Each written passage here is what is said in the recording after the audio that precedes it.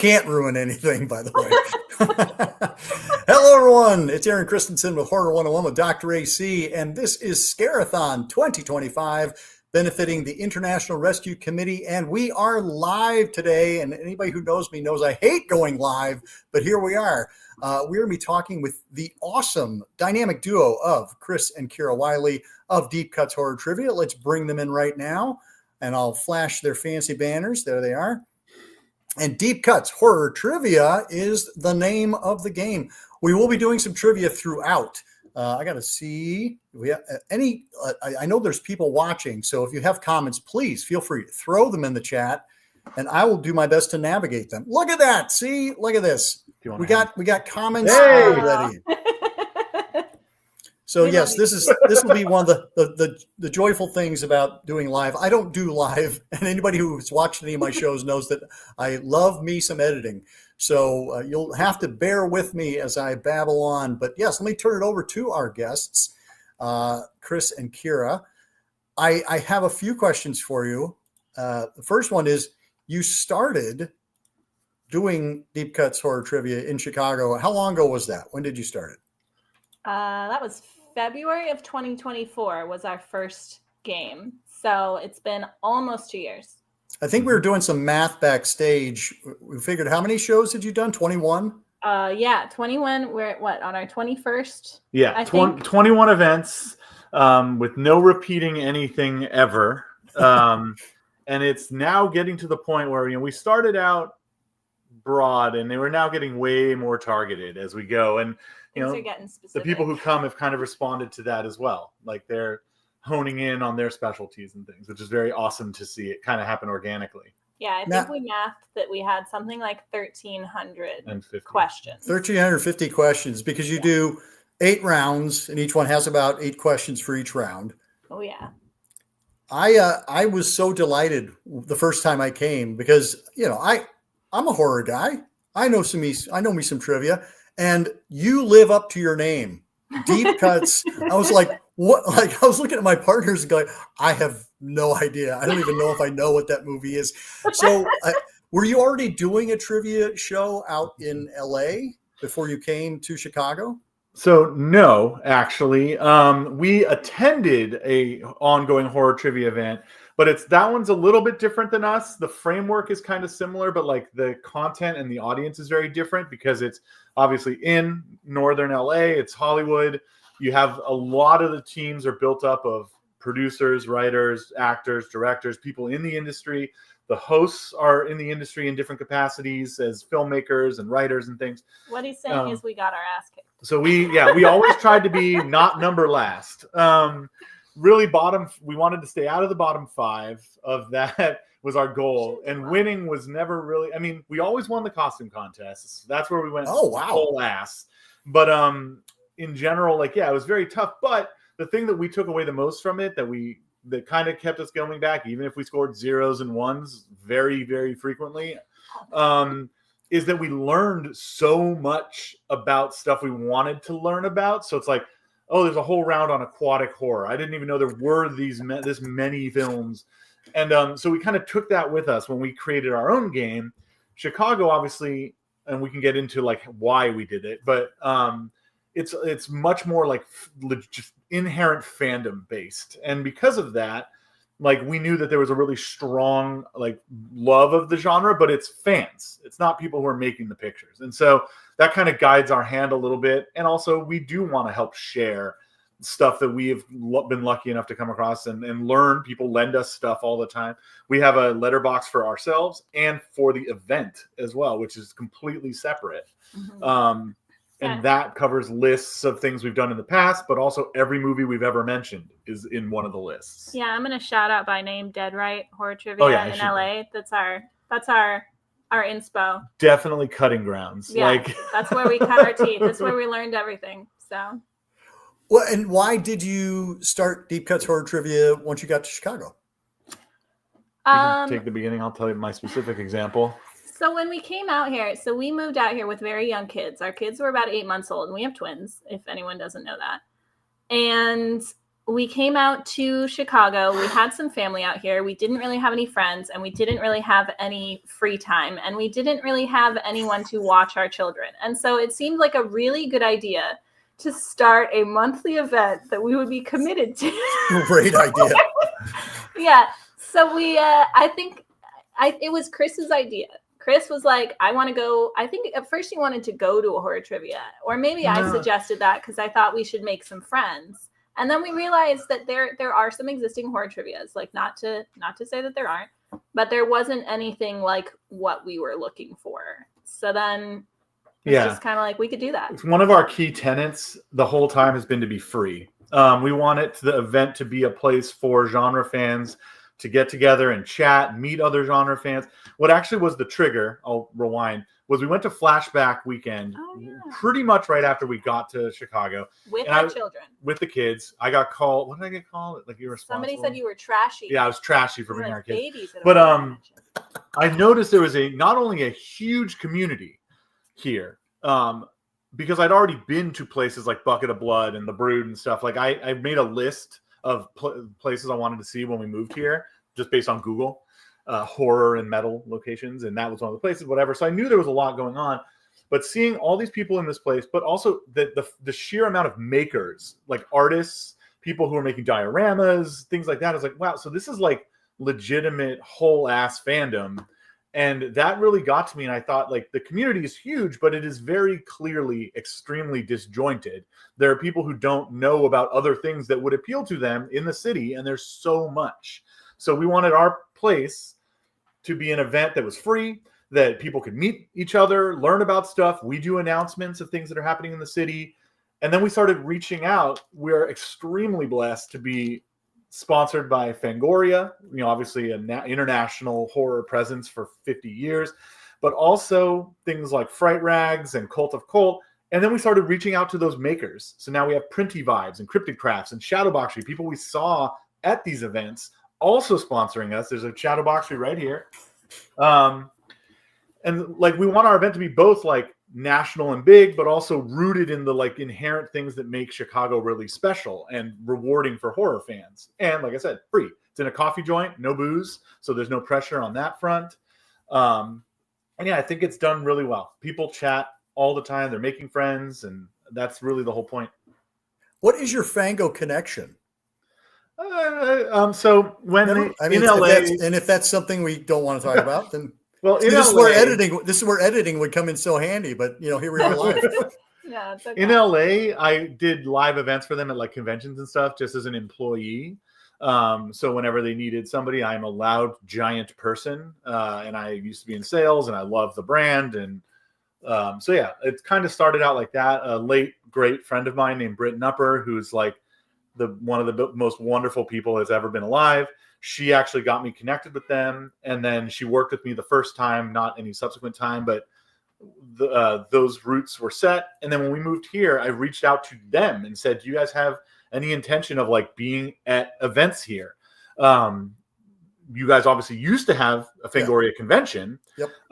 And one of them was in Chicago. And so what's kind of the plan there? And there's new owners, and they want to do, I'm not going to speak on their company's behalf, but like basically they like got into the idea of us having an event and then being a part of that event for a while. And so we're very lucky to have that sponsorship, and they are the greatest in the world. So the short answer is we know a guy, but our hope is that now that we've got some roots out here and we made some connections, our hope is now anybody who knows us, we're the guy. Yep. Right. Yep. Yeah. Goth Girl Sings the Blues says, you've all been so skilled at building community and bringing like-minded people together. Oh, boy. Could not agree more. So going back to the trivia nights, how long does it take you to put together an event? Like each month you do, it's the third Thursday of every month. And how long does it take you to get a show together?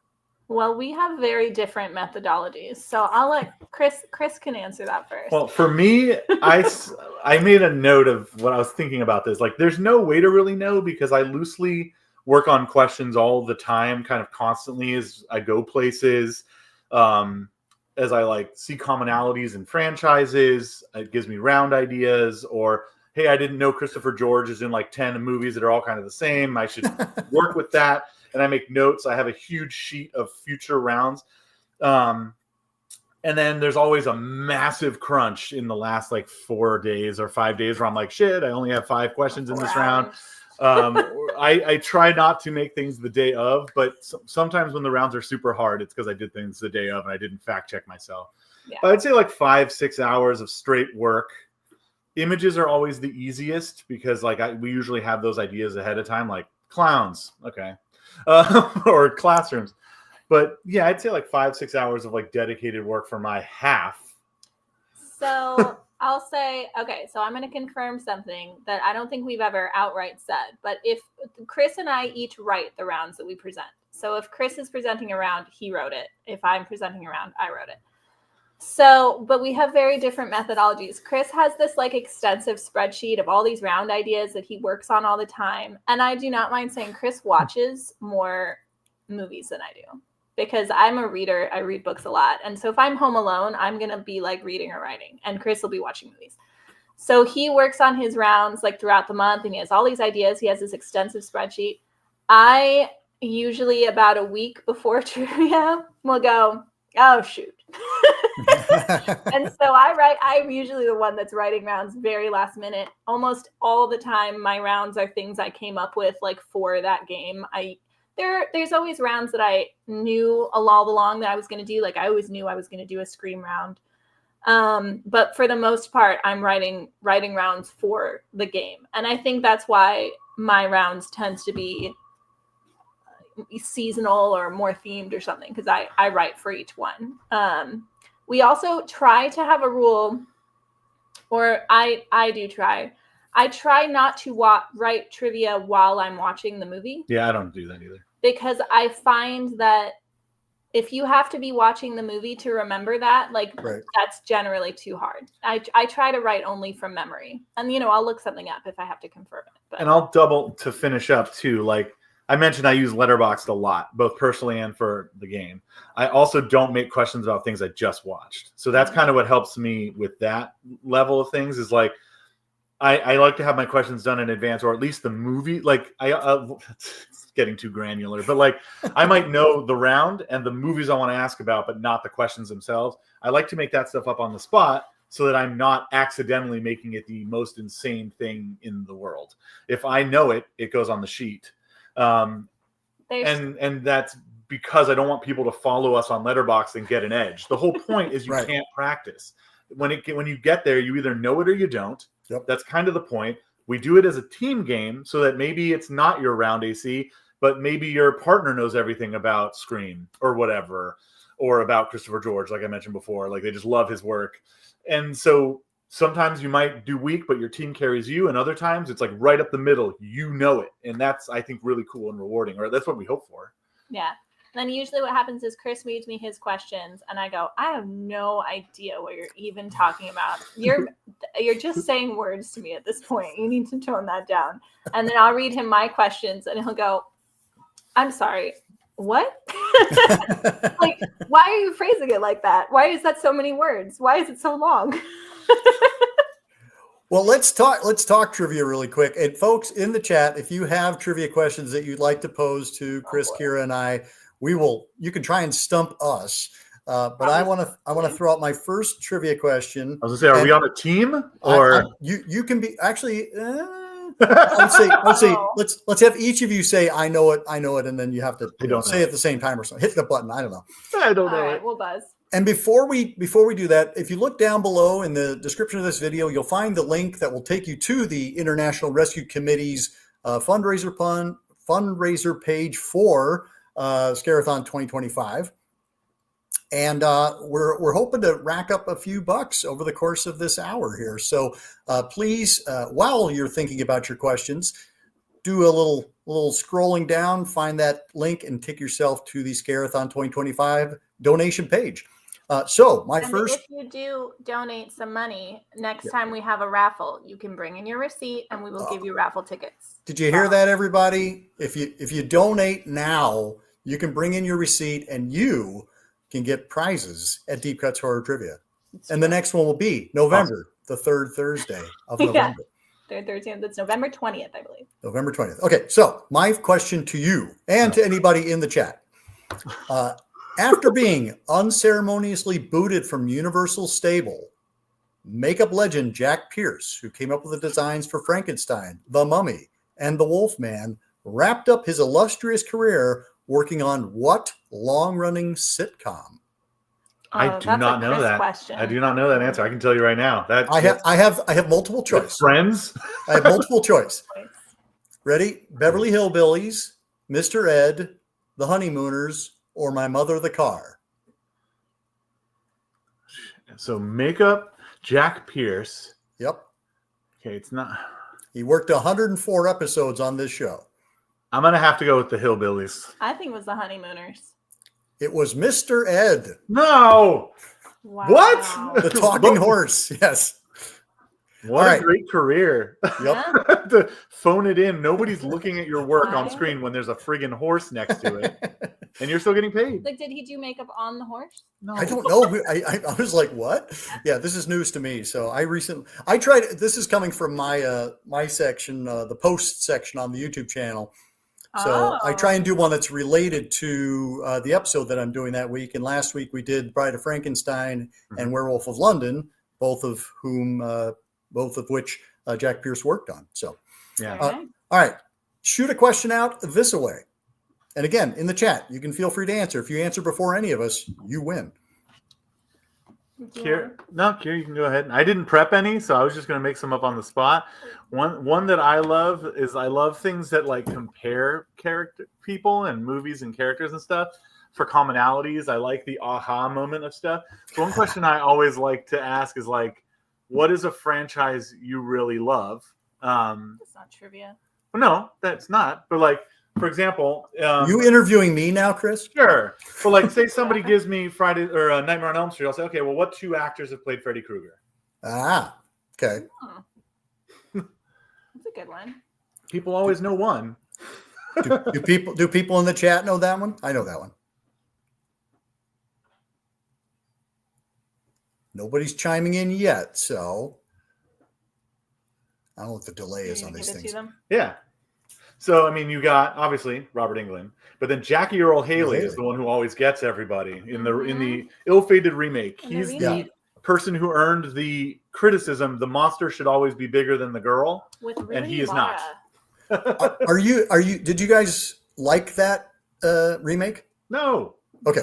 But you know what? There's one thing I appreciate about the remake, which is that in the remake they reinsert the background of Freddy Krueger being a child molester, which having taken that out of the original makes a lot less sense. Yes. So I do appreciate that was the original. It's like if you try to read it that way and then you have that knowledge, it makes way, way more sense. And it also, like, as he gets more random in the later entries, it's like, why is he doing this? Why should people be afraid? There's no connection, no connective tissue at all.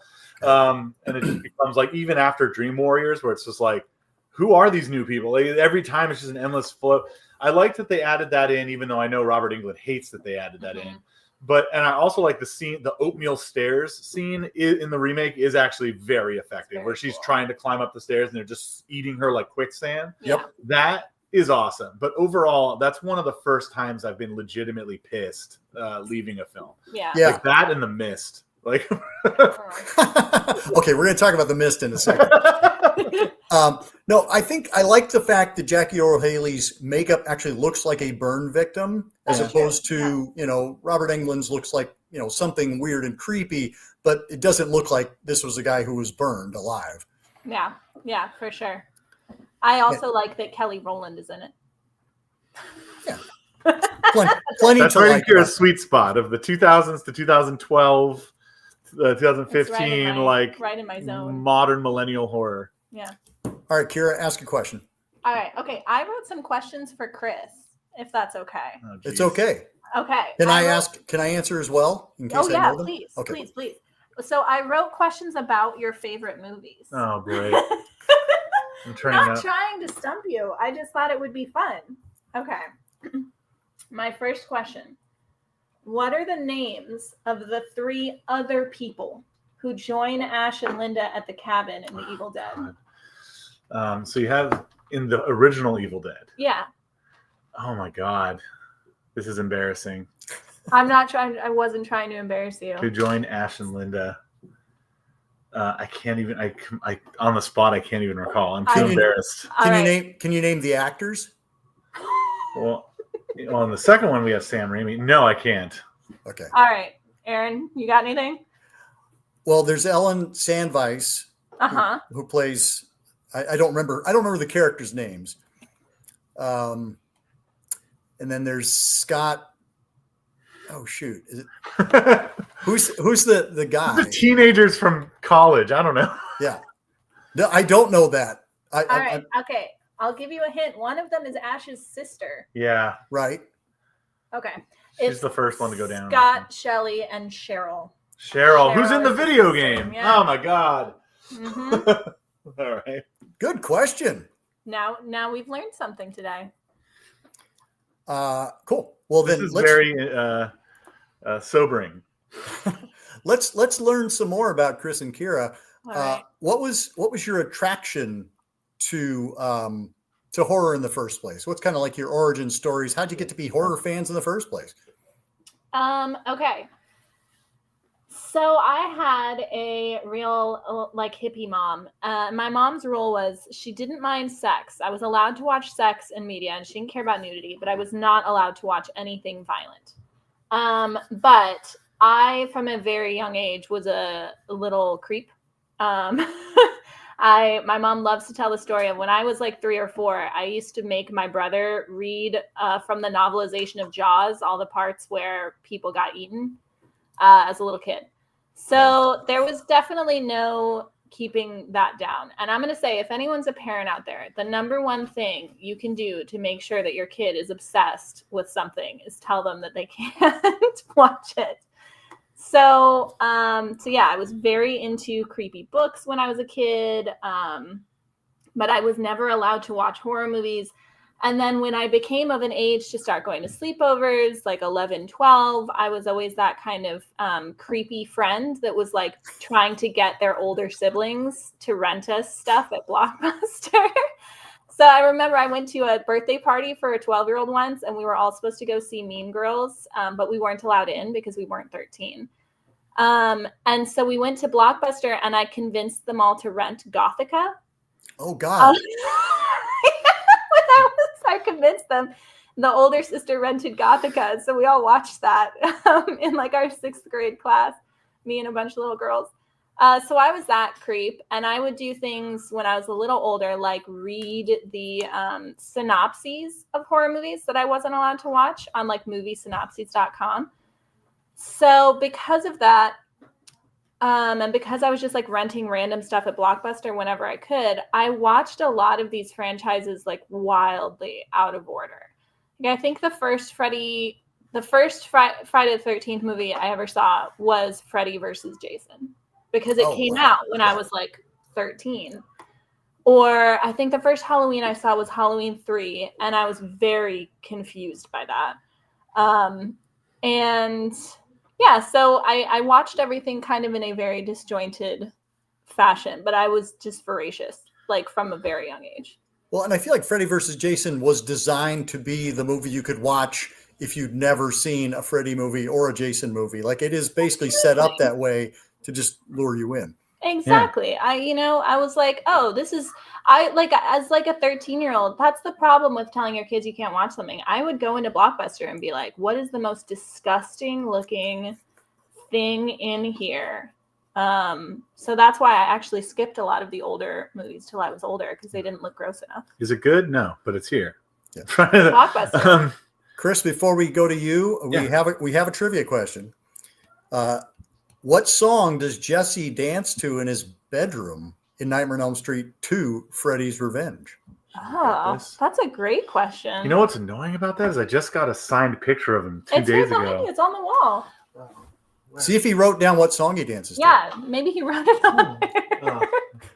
I don't know that either. So Goth Girl Sings the Blues, you're going to have to provide the answer. All right, Goth Damn Girl, tell us. That's a really good. See, this is the kind of thing where this is a good round question. That's a great question. People I would think, okay, well now movies in which somebody listens to songs during pivotal scenes, then we'll whatever. Like this is exactly how my brain works, but I do not know that answer. All right. Well, I have while a we're feeling it's either Bauhaus or. While we get that answer provided for us, Chris, tell us your origin story. So I had a really highly restricted upbringing. I'm not sure if it was religious or what, but my parents were very afraid of pop. Oh, damn it. Oh. And that makes perfect sense. Yeah, Touch Me All Night Long by Wish. Go ahead. Great job, Goth Girl. Oh, yeah. Thank you. But so whatever it was, my parents were very afraid of pop culture when I was being raised. They thought everything was gangster rap. They thought everything was just gratuitous violence. So I was not allowed to listen to or watch anything of note. Music, I could only listen to oldies radio and things released like pre-1972. And then I could not even watch PG-13 movies, let alone rated R, even when my cousin, who's like 5 years younger than me, was able to. We weren't allowed to. But after some time when I was like kind of young, I lived across the street from both a Blockbuster and an independent movie theater that were in the same parking area.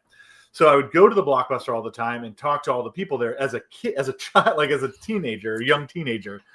And eventually they just like told me that since we had an account, we could just rent stuff because I would rent stuff all the time. So I'd walk over there. I had no idea what anything was. And I would just go to the horror section. I don't know why. I think it had the most interesting cover art. So that speaks volumes to me, is like the posterification of cover art, which is something that's not really a big thing anymore, but I loved it because now everything's in like a little icon on Netflix or whatever.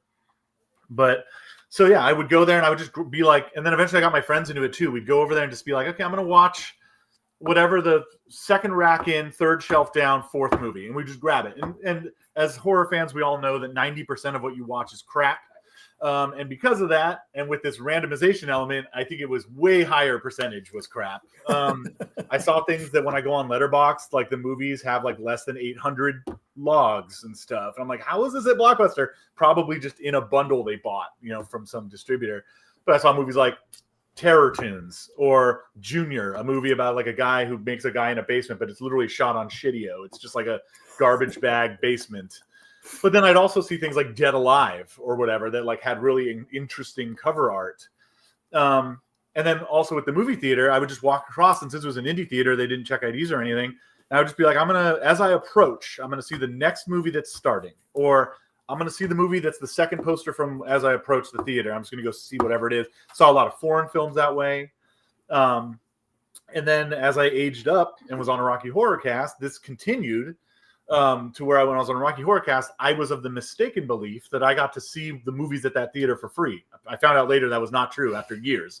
But I would just go every Wednesday and see whatever the movie was. And so a lot of the times, because it was an art house theater, the New Art in Santa Monica, respect, it was a lot of horror films, a lot of genre films, and a lot of international movies. So it just was kind of like aimless until I made a very specific friend that I'll talk about later it like gave me this weird love of genre.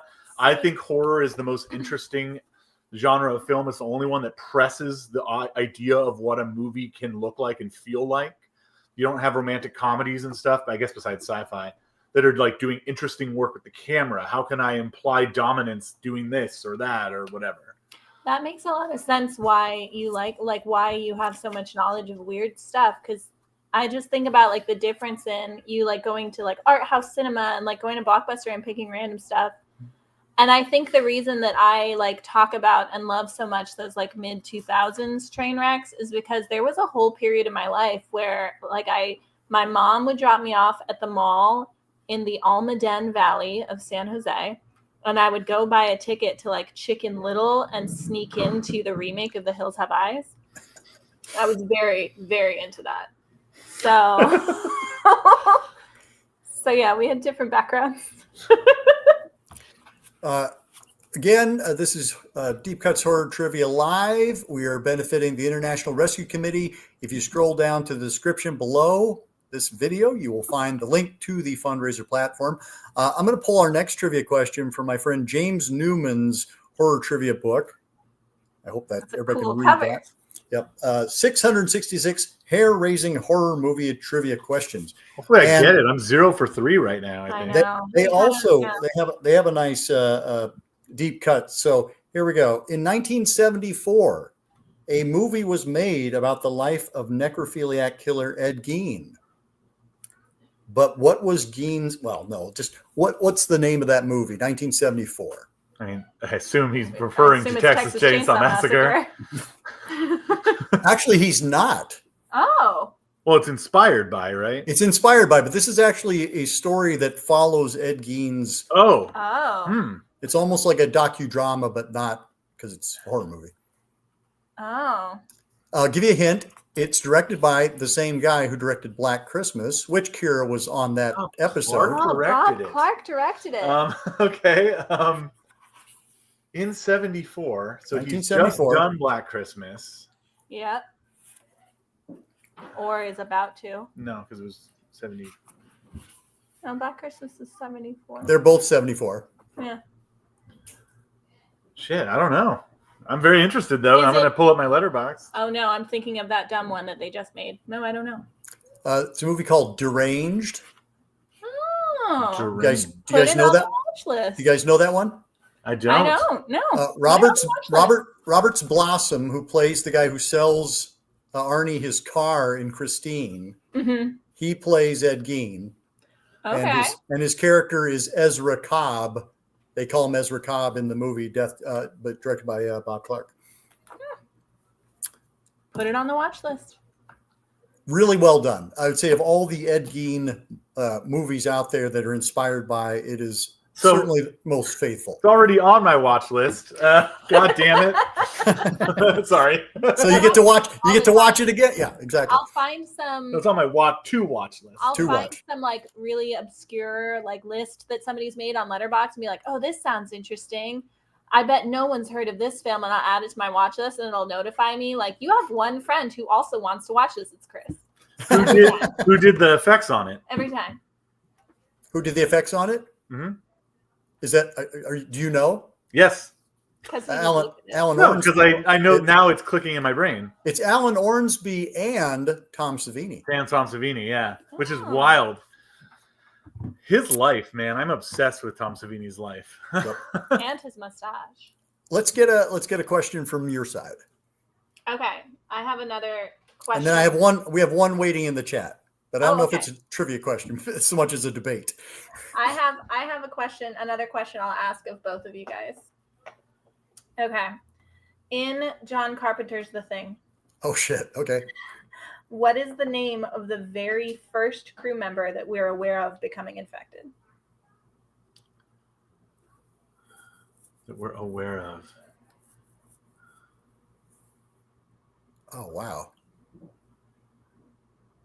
I believe it's fuck. It's the dude, the bald redhead. Is it Fuchs? It's not Palmer.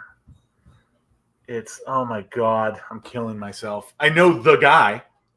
I can probably name every other character there, but he's like kind of a nothing burger of a character. Well, because he becomes the Thing. Yeah. He has the really cool death out in the snow. Yeah. Is it Fuchs? Is not his name? So it is either that we know. Norris or Palmer. Oh, Palmer. Well, that Palmer's the other one. So Norris is the one I was. Yeah, thinking. Norris. Okay, I knew Palmer was second, but I was like, they get the guy out. That's a great question, Ciara. Oh, we also have in the chat between McCready and Childs. That is impossible. Depends on who you ask.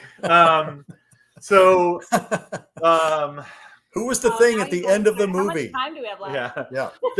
I was gonna say it's less a trivia question, more just like a debate. It depends on what you believe about the movie The Thing. Like if you believe in the glint in the eye of people, right. If they are if they are human and not if they're the Thing, then Childs has no glint, if I remember correctly, and McCready does have a glint, so it implies that he's the Thing and he's not. There's a weird thing about how some people say that McCready is the Thing because he goes down by himself and comes up by himself after destroying the Thing. On the other hand, why would he destroy a bit of himself? But I guess the Thing doesn't think like that. Like, it's a whole debate. John Carpenter says if you send him money, he'll tell you. That makes sense. Well, and I'm going to book, I think the comic book chose that it was child's, but I don't Yeah. believe that there's any reason for it. Well, also because we don't want it to be Kurt Russell. Well, Right. yeah, which makes sense. Like somebody says, oh, it's got to be McReady. It makes perfect sense that they would get the like charismatic leader first. Yep. Make a fake investigation into unlocking who the thing is, but it's all a plan.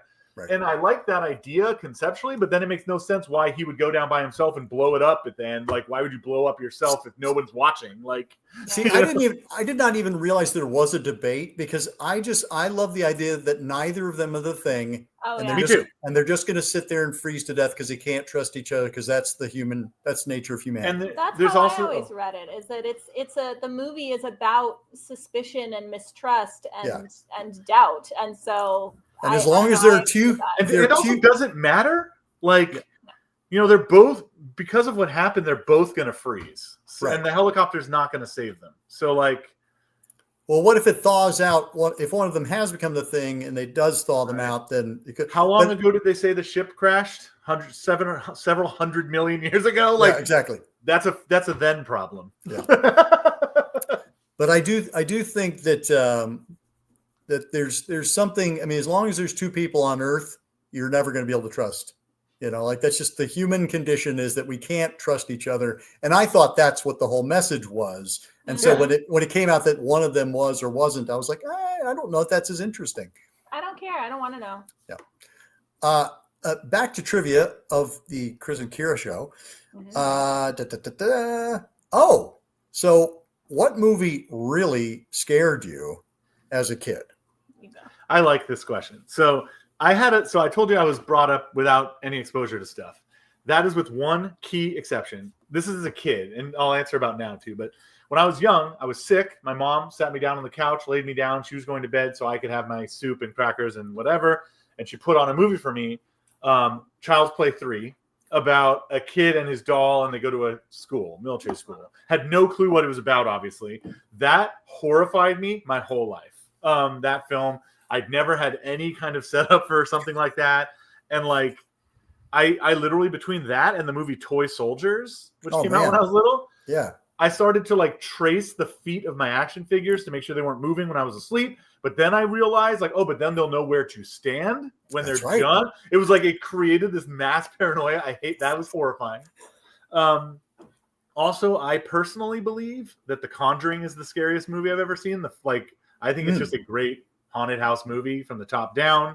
Texas Chainsaw Massacre, I think, is the best horror movie ever made. But the one that like killed me was I was very on the hype train of the first Paranormal Activity. Like before the movie came out for real, when they were doing the like demand it, we only have 1 or 2 reels and we'll move it to the city that gets the most votes. My girlfriend at the time and I went and saw it at like midnight downtown in LA when it was, like its second or third screening besides fests ever.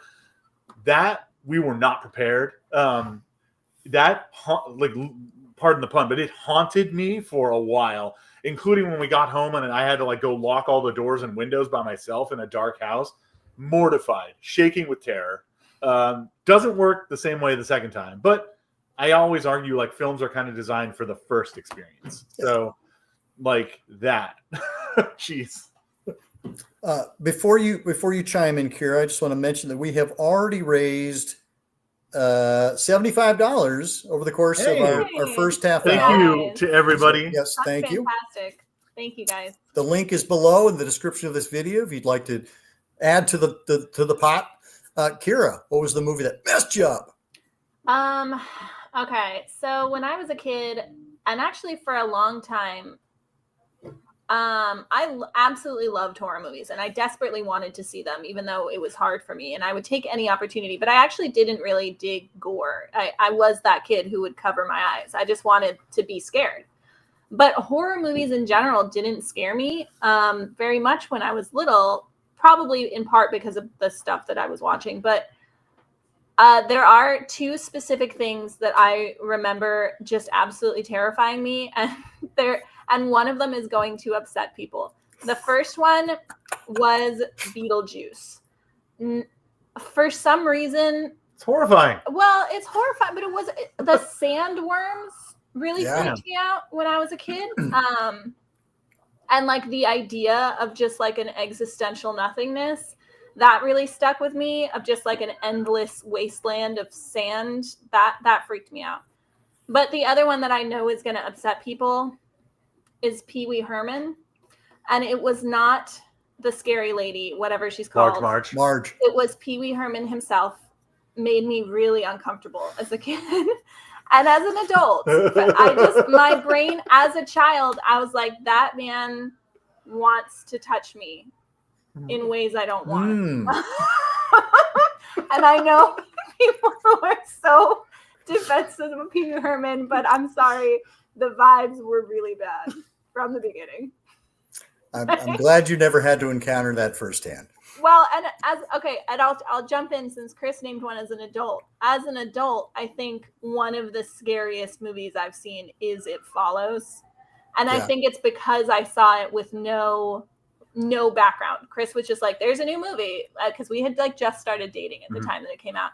And he was like, there's a new movie. Let's go see it at 10 p.m. And so we went and saw that. I never heard of it. I had no background. And I just think that movie, the shots where you can see the whole wide background and there's just people walking in the corner and you're just waiting to see if they approach is so effective. That movie is genuinely scary. Thanks. Speaking of scary, I can hear your kids in the background. No, yes, sorry I'm about sorry. No, there's nothing. They're No. their auntie. They are. Chris, I don't think you got a chance to ask a trivia question last time we broke, so I think we're up to you. Oh yeah, it's your turn. Okay. All right, let me grab one off the. And also, Holy Parish of Doom says neither to the McCready Child's question as well. So Okay, yeah, thank you. see, I thank you, agree. Holy I Parish agree. of Doom. Yeah, it's beside the point. If you get hung up on who is the thing at the end of the movie, then you've missed the point. I bet you love prequels. That's what I would say. Yes, that's true. Let's just demystify the shit out of this. Yeah. Let's just see where everything came from. Also, the why don't we just wait here a little while, see what happens? That's such a great ending. Yep. Trying to find a good one You can ask me a question. Oh, can you give me a second, Dr. AC? Sure. We'll go ahead now. Ciara, who was your corruptor? I know you sound like you corrupted a lot of other people. I did. But did you have somebody who was helping you on your path? So I think I've thought about the answer to this question actually as I was thinking about kind of my origin horror movie story, because I think most people who get into horror have a person that either showed them their first movies or kind of guided them along the way. And so I have two people. The first person was my oldest brother, Connor. Now he's a big genre guy. He's not specifically into horror movies, although like he can get down with a horror movie, but he's just into weird stuff. So like from Connor's where I saw Army of Darkness before I ever saw any of the Evil Dead movies. I saw Army of Darkness first because Connor liked it. I did too. And like all the weird stuff. Not because of Connor. And like Mars Attacks and that kind of thing. That all came from my oldest brother, Connor. But I'm gonna get real cheesy for a second. I think my actual guide was Chris, because before we met, so we met when I was 23. And I think before we met, like I had this real disjointed, like I saw everything that came out that was horror. So I saw the new stuff, I saw The Conjuring, but I never had somebody to kind of take me back and show me, who was either wanted to watch the old franchises. Like there was a thing we did for a while in the beginning of our relationship where we would just say, okay, we're going to watch every single Friday the 13th movie. We're going to watch every Halloween movie. And that's how I watched those things for the first time was with Chris. And then he was also the one, you have this thing where you'll be like, hey, let's watch a movie tonight. How about this fucking dud from 1981 that nobody's ever heard of? But Tom Savini did the effects, and it's about like a guy who crash lands on Mars, and then or whatever. I was like, I don't think I've seen this movie. But so like that's how I saw you. You took me to Beyond Fest for the first time. Yeah, Beyond Fest is awesome. You took me to Beyond Fest for the first time. You just always have some weird shit that you wanted to watch, and so it was Chris for me. I'll answer that question and I'll do the trivia. So I have to give a shout out to my buddy Tenebrae. So we bonded over a love of horror movies, but I mentioned before I was very directionless. I had seen random entries of the big franchises, except for Scream and Saw, because those were modern. But the other ones, and then I meet this person who's several years older than me and a lifelong horror and genre fan, goth fanatic, and he hooked me into so much stuff. Like his downright love of things. He was part of the frenzy of the 80s that like made all these movies, and he had a lot of like random merch and stuff from that era, and he would like just give it to me if he didn't want it anymore, whatever. Posters, whatever. Like I have really cool posters and paintings that he just gave me one day because he didn't have room for it. We would go to weird things like going to see sorry, I'm like speaking too fast. Basically, he got me like super into so much stuff. And was like, we were like kind of ride or die with each other when it came to a lot of genre stuff. Like we went and saw Prince of Darkness in the church that it takes place in, Wow. like that kind of stuff together.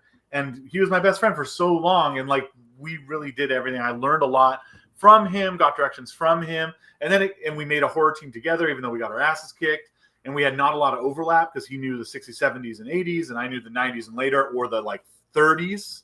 So we kind of like worked well together.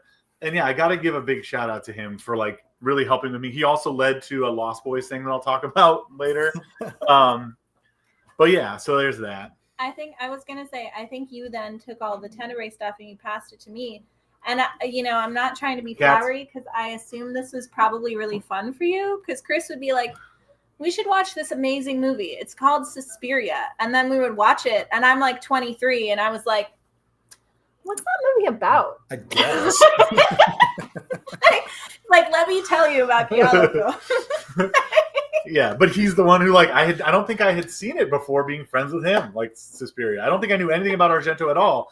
And then that led to like now I have a signed copy of the soundtrack of Suspiria signed by Argento. Like we went to a Suspiria bar in Tokyo. Like yeah, these things, it's all the domino effect is awesome. Chris, and that's the community. That's why I loved it so much. Like, that's what it is. The internet has kind of fucked up the referrals from friends thing, but you know. Agreed.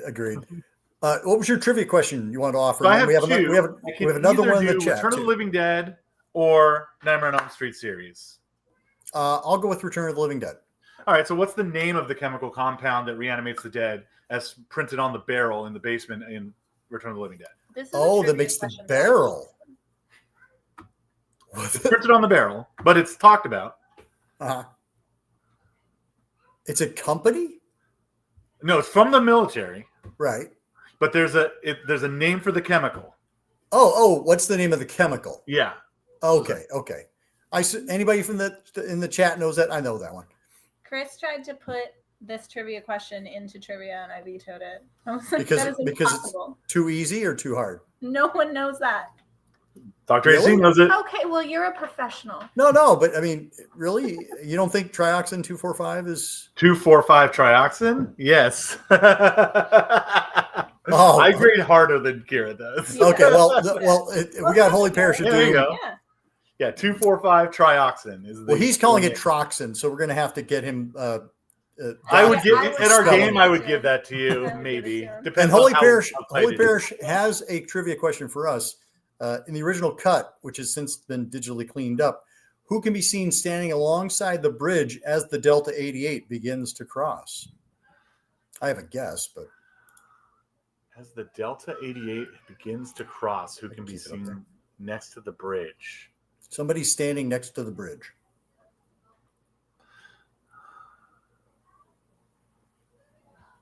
I think they referred to this in Cabin in the Woods. I think it's like Holy Parish. You're gonna have to provide the answer because I think it's members of like the Foley team or something like that. It's like crew. It's crew. Yeah. I was wondering if it's. Is it the Foley guy? As the turn, he's stretching this out. The suspense. Oh, there we go. Oh, okay. It's producer Rob Tapper. Oh, it's a producer. Okay, I knew it was like some crew guy. All right, damn. Thank you, Holy Parish. That was good. All right, I want to throw one out as well. All right. So Murray Hamilton, utterly fantastic as our mayor in Jaws. Right? Yeah. You with me so far? Mm-hmm. He also appeared in what 1979 horror classic?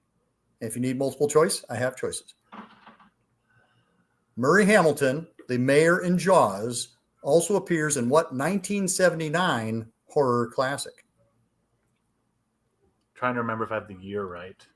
And I also want to pull up my other trivia question. I have no idea. This is not a question about stay alive. So. I can I give might you have multiple. I'm thinking I have the year wrong, but I think is it the Amityville Horror? Yes, it is the Amityville I was Horror. like, is that 77 or 79? 79. Well done. Well done. Margot Kidder. Yes, I have a huge crush on Margot Kidder. So Who doesn't? I have a huge crush on Margot Kidder, specifically in Black Christmas. yeah. It's just wild. Let's give some love to the Brood because they are truly awesome. They are. I actually went down there to see the Brood, more to see the Brood than to, I was like horror trivia, whatever. And then I was like, oh, I'm in love with all of you. Oh well.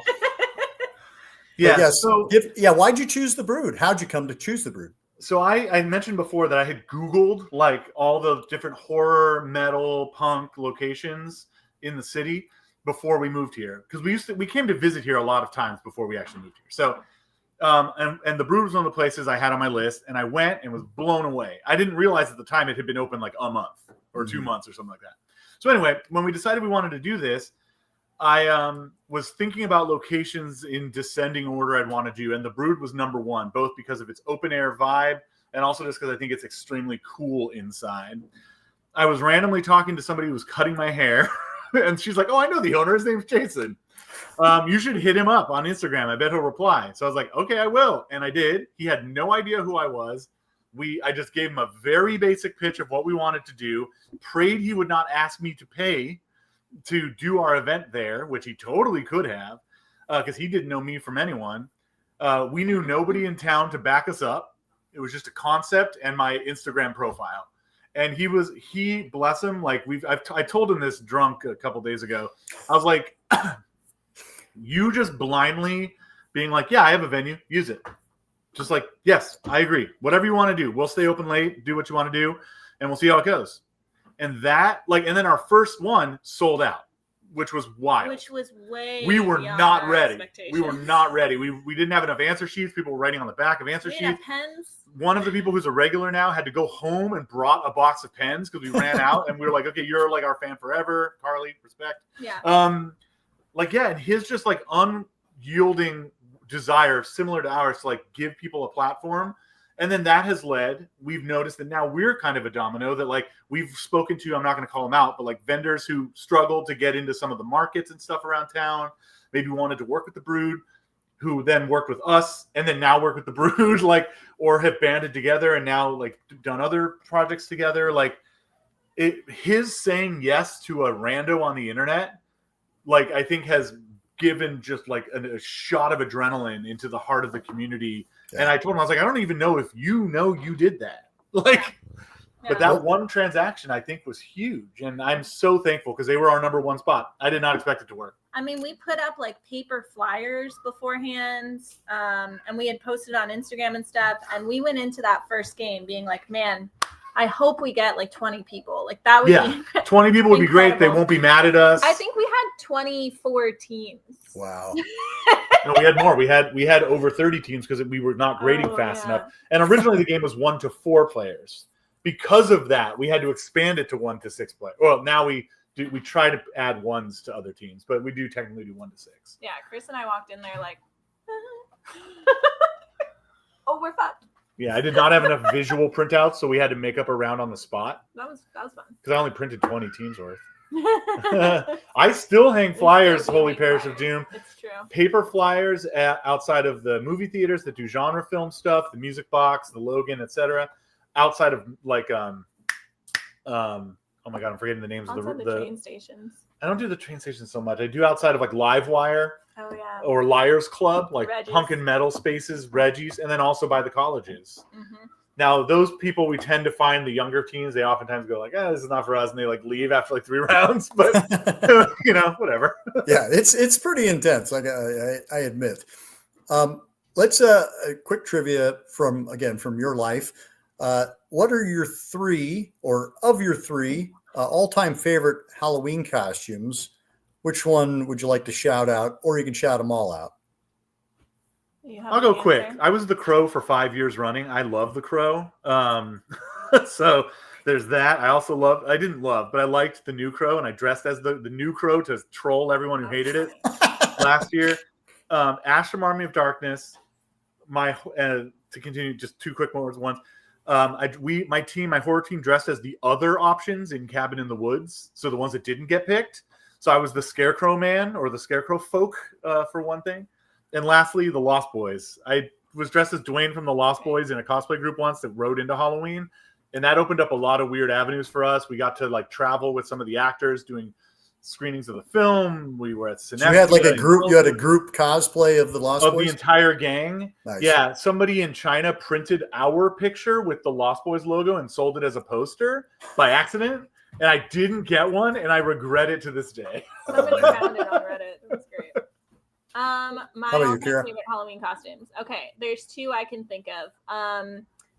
Chris and I, one year for horror trivia, our team built saw traps, and we became victims of Jigsaw. And so I built the razor blade box from Saw 2. And that was awesome. I was very proud of that. It sat in our garage for a long time and got really disgusting. Like all the fake blood that was in there became this like congealed, like messed up Night of the Demons looking stuff. And then I think when we moved, I finally was like, you know what? I'm gonna get rid of this. But I loved that costume. That was a lot of fun. Also, the year that Chris and I met, we started dating in September. And we made I wasn't really part of his crowd. He had a lot of friends in the Rocky Horror community and stuff. And I didn't really know anybody. And he had kind of a saucy reputation at the time. So it was kind of like who's the new girl that Chris Wiley's dating at the time thing. And so he invited me to a Halloween party. And then it came out later that I would have to show up without him and be there before him to meet him. And I was like, oh God, like, I don't know these people. And I know they all are just talking about me because I'm just the new girl that Chris is dating. So like, what can I do that will like break the ice? So I went dressed as Chris. I gave myself a pompadour and a Frankenstein tattoo, and I wore a metal vest over like a horror t-shirt. And I did not know this. It did the job. And then Chris showed up and he was like, what are you wearing? Who are you supposed to be? That's pretty fun. That's brilliant. No. Holy Parish is offering up one that Joel from MST3K did, where he had That's brilliant. That is a great one. That is brilliant. That is a great one. Ooh, as a milk carton. You know what? Actually, I was about to bust out with some not fun trivia. Never mind. Thank you. Okay, thank you. Still, safe space. Yep. One more time, everybody, just if you look below in the description of this video, you'll find the link that will take you to the Scare-A-Thon 2025 donation page. We have racked up $75 already, and that's in addition to the $300 that we raised at the Deep Cuts Horror Trivia night, I guess last week. Yeah, thank you guys. So yeah, we're doing great here. I'd like to do just a little bit better. So if you got $5, $10, $1, feel free, because no donation is too small or too large. My last question is, what are, say, 5 to 10 movies that you like to recommend to folks to get them in the Halloween/October mood? You go. Okay. Definitely Pumpkinhead. That is my favorite autumn film ever. It's my favorite creature design ever. Definitely Pumpkinhead. Vengeance monster movie. Just horrifying. Has one of, I think, the only times I could think of where the creature enters from the top of the screen. You don't ever, you tend to think of filming as like your own eyes left and right, maybe the bottom for a jump scare. But when his hand comes out of the tree and grabs that person from above, it's horrifying. Nice. Popcorn.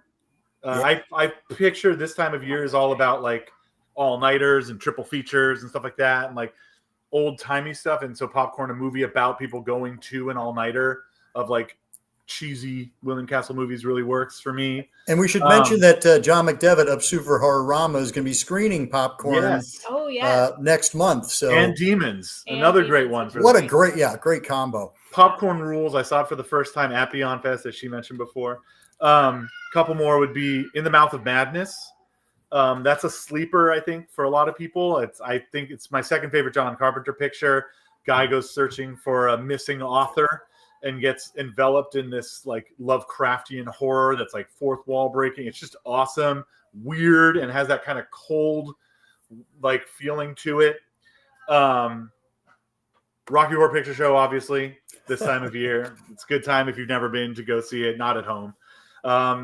House of a Thousand Corpses, I think, grabs the autumn feeling really strongly.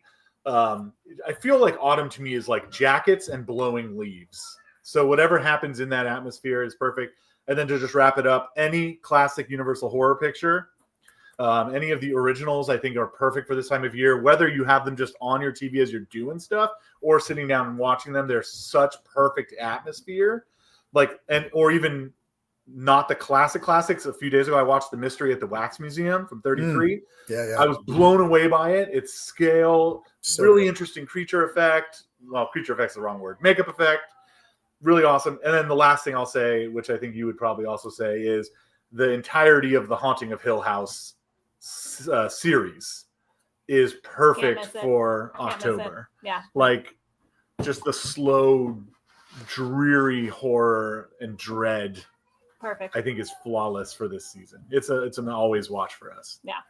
I hope everybody had their pencils out. So yeah, it's Pumpkinhead, In the Mouth of Madness, Rocky Horror, House of a Thousand Corpses, any old ass black and white flick, and Haunting of Hill House. Nice. Okay, for me, I will say 1979 Amityville Horror for me is like a very classic, crisp fall leaves, spooky feeling, like just a good, solid haunted house movie.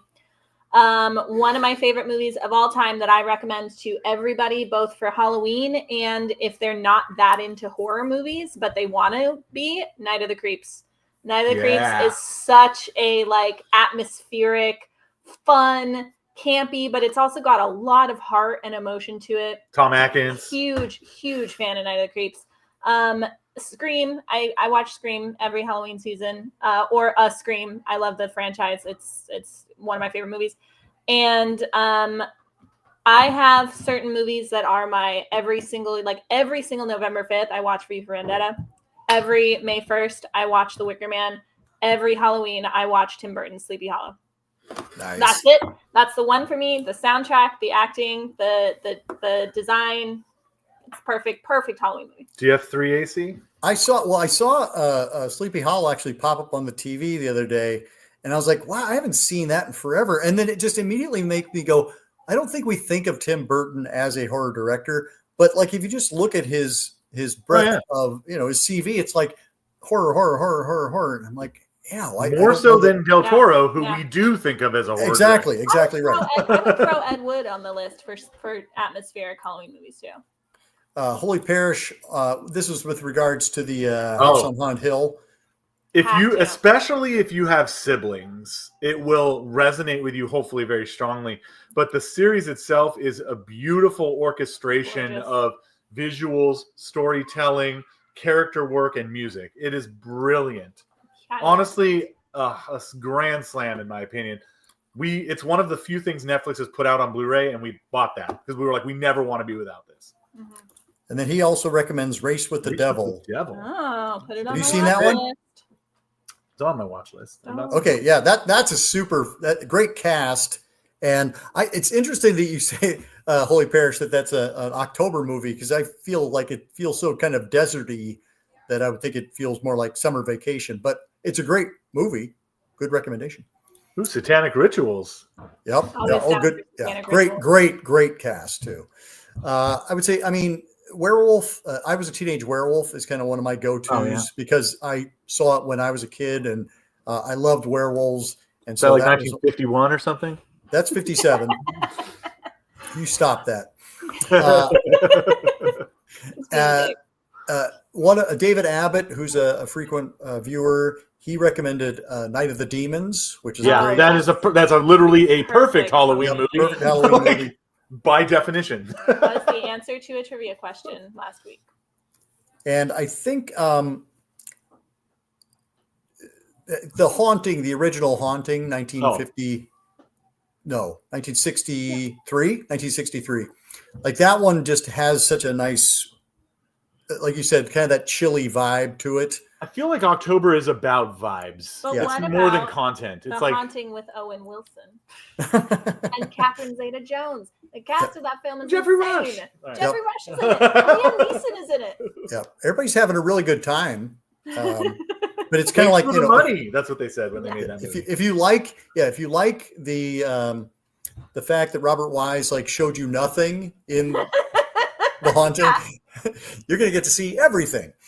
Everything. John DeBont. I had 13 Ghosts. Oh, 13 Ghosts. 13 Ghosts. That people say that movie sucks. I do not think. I think you need to watch more bad movies if you think things like 13 Ghosts and Rocky Horror Picture Show suck. Do you like the original? So much worse. Do you like the original William Castle? 13 Ghosts? I'm not the world's biggest fan of the original. I like the gimmick of the two glasses, and I have that edition for home. Yep.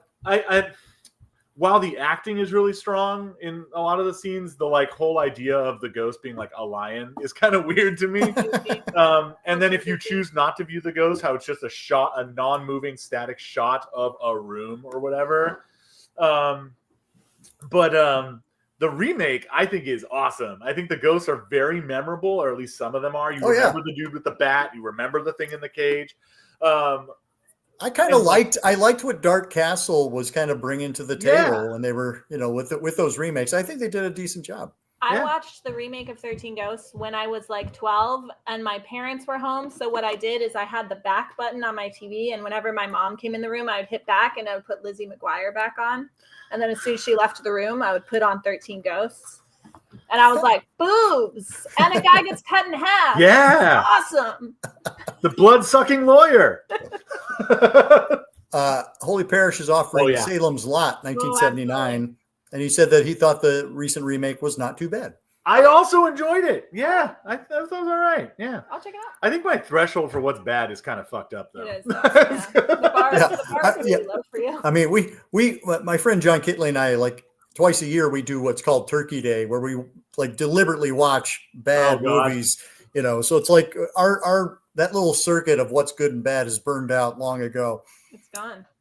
I do want to circle back around. I told you that this is really just an opportunity for me to hang out with you two, because you're always at the, doing your thing at the trivia nights, and we're all very busy people, and things are just always happening. So this has just been delightful to actually sit down and get some backstory on you. Very flattering. Yeah. Thank you.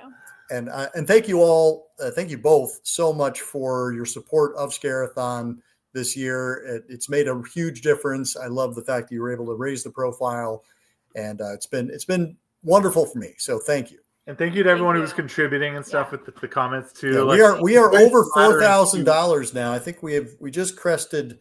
We're at 42. We're almost at $4,300. Yes, and we still have another week to go. So thank you all. It's very flattering to be thought of for things like this by yourself, Dr. AC, and just in general, and the people want to chat. It's really awesome. Yeah. Before you go, I know we're over time, but so what's your beef with The Mist? You say you walked out of it angry? Oh, so The Mist was when I saw the film, at the time, it was my favorite short story, from a modern author. When I saw the ending of The Mist in the theater, my brother and I, we went to a late screening of it at an AMC or whatever, nothing special, but I was just so hurt that they would take, I understand they couldn't do the ambiguous ending of the story in which the story ends by basically the guy saying, well, we're driving in the middle of nowhere and there's this empty diner, and I'm going to leave this documentation of my journal of my experiences and events, and we're just going to drive into the mist and see what happens. Obviously, you can't end a story a movie like that. But the idea that these characters have fought against the odds the entire time, they've been against social pressures, they have chosen to leave the safety that they had, blah, blah, blah, to the second they run out of gas, they're like, well, guess we'll kill ourselves. I was like, this is terrible. Guess we're gonna die. That made no sense to me at all. I hated it. I still don't love it after all this time. We watched it in black and white as a creature feature, and that kind of made it interesting change, but it doesn't change the content of the film, but it does kind of change the tone. Overall, I just can't get over it as a, to me, tacked on. I did like the driving to his house and seeing his dead wife thing, but on the other hand, it made no sense because he had mentally replaced her with this other person from the supermarket at that point. So it was just a scare in the movie. I don't know. It was really cheap and shallow to me. Actually, maybe it would have been better if they did it like The Thing. Then they run out of gas and they go, well, we have 6 bullets. You see them walk into the mist. You hear a couple of shots, and then it's just mist.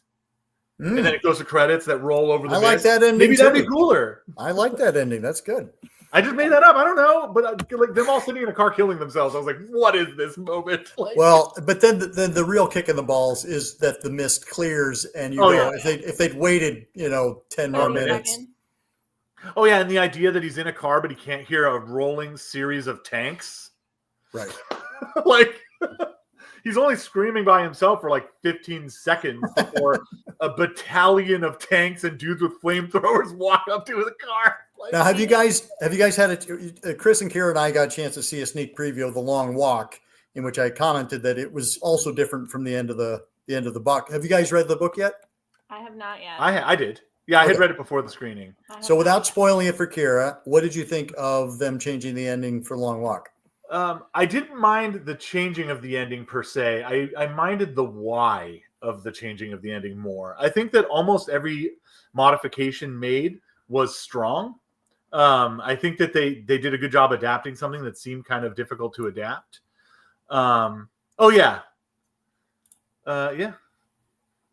Yeah, but like, who knows if you'd have been found? And also, maybe they're so big, like sorry to shift gears to that. No, that's okay. The things might be so big. The whole thing with cosmic terror is you may not even be noticed by them. Like the large one with the foot that goes down into the ground and crushes the freeway. That thing may not even notice you any different than you notice a specific ant. Like, who knows?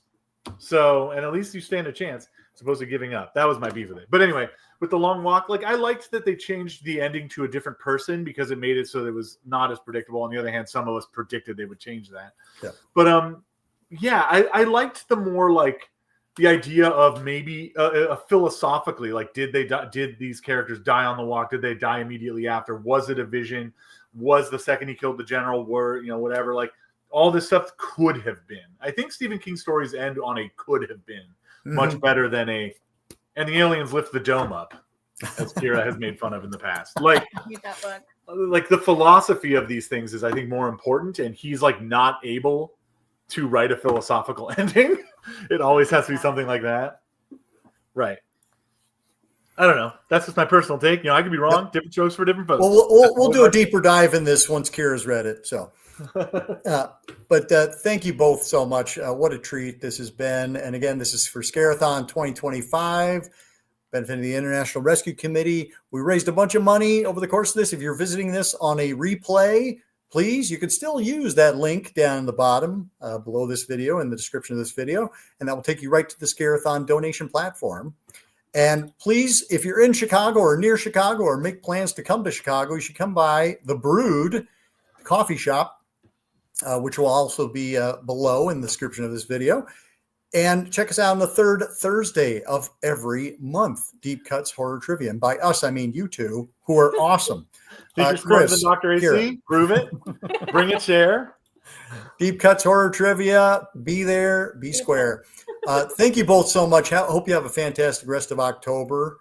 And until next time, keep searching, keep exploring, and keep sharing the scare. Thank you. Thank you. Hi.